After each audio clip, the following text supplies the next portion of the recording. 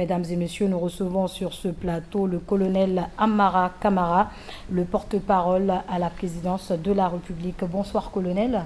Bonsoir Madame Kamara. Merci d'avoir accepté notre invitation. Merci de m'inviter. Alors tout à l'heure, on parlait justement des obsèques de l'ancienne première dame de la République, Adja Diéné Kaba Condé.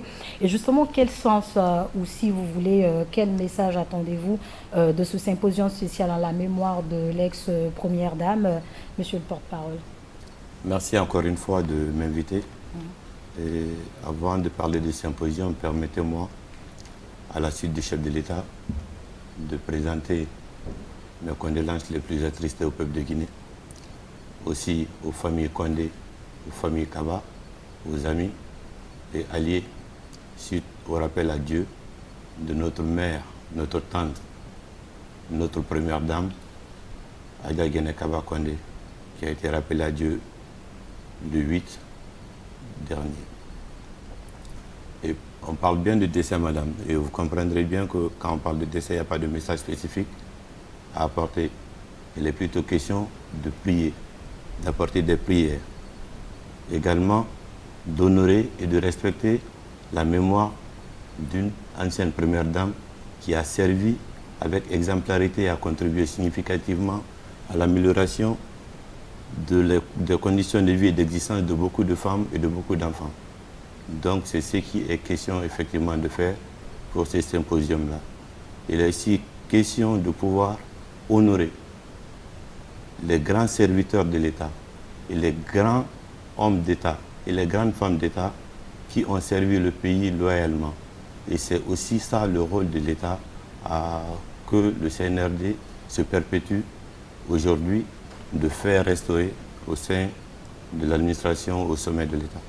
D'accord, justement selon le communiqué de la présidence informant bien évidemment la tenue des obsèques et de ce symposium, il a été clairement mentionné que tout ce qui était frais médical, la prise en charge de la première dame, que tout a été pris en charge par le président de la transition. Et pourquoi avoir gardé cette information à votre seul niveau? Parce que jusqu'ici, le peuple n'est pas informé de cette situation. Et comme je le disais tantôt, on parle bien de décès.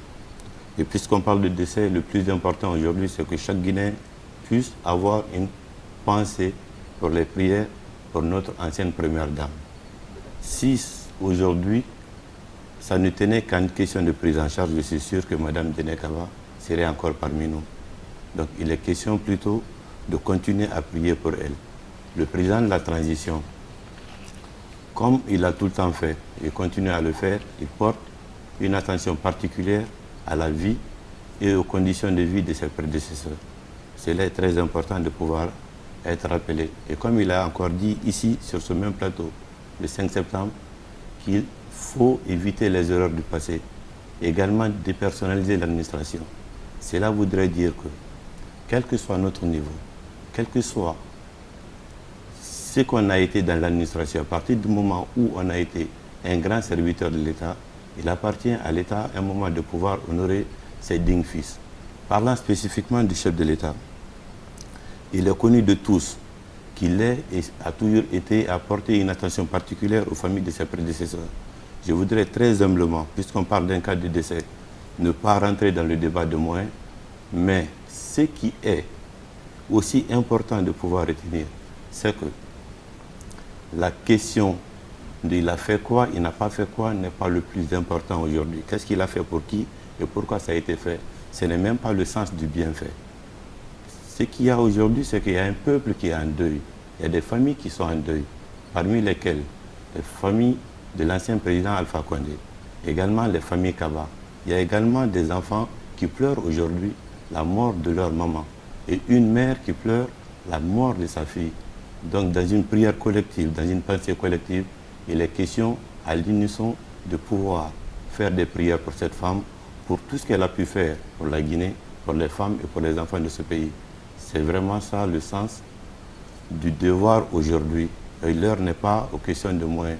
Ce que nous aurons voulu, c'est que la femme vive aussi longtemps auprès de nous, auprès de sa famille, et auprès des Guinéens qu'elle a aimés.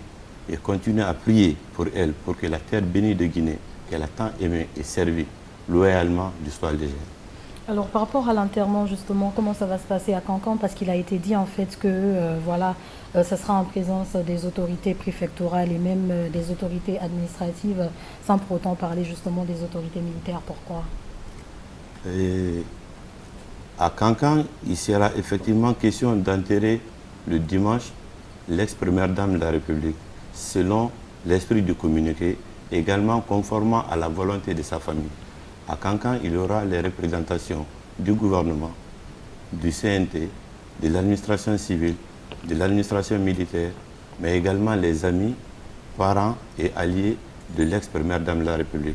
Encore une fois, nous prions Dieu, au nom de ce mois béni de Ramadan, que Dieu lui accorde son paradis.